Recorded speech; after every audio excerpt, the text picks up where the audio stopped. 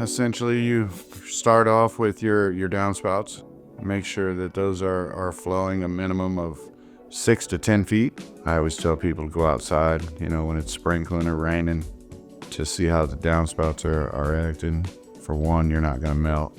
And for two, it kind of gives you an insight into the way water is acting around your house. Going outside and paying attention to little things like that. I mean, it could start off as just needing grading. It could be you need to extend a downspout. It's really not a problem until it's a problem, right?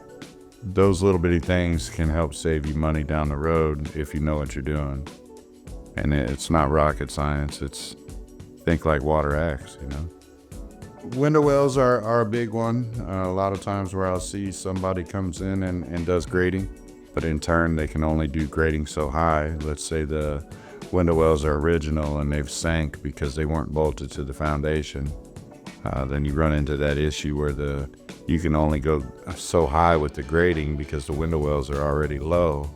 And what that is just a bridge for water to enter into the basement. Hydrostatic pressure is a big thing because that leads to cracking in the foundation, and in turn, cracks lead to giving water a place to go. If you run into the issue where there's no cracks in the foundation, but you're still getting water, it usually comes in where the floor meets the wall.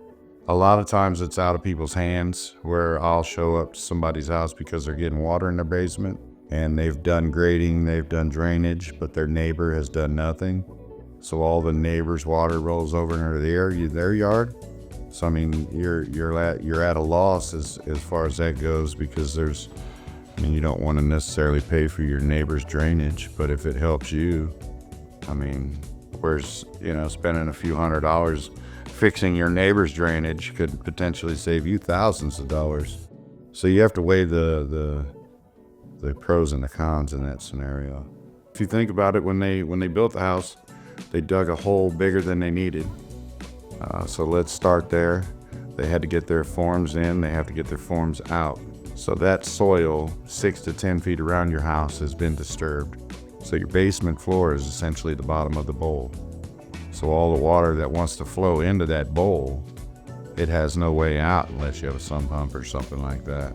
So it could really boil down to, maybe they dug a bigger than they needed hole and they never compact the soil right.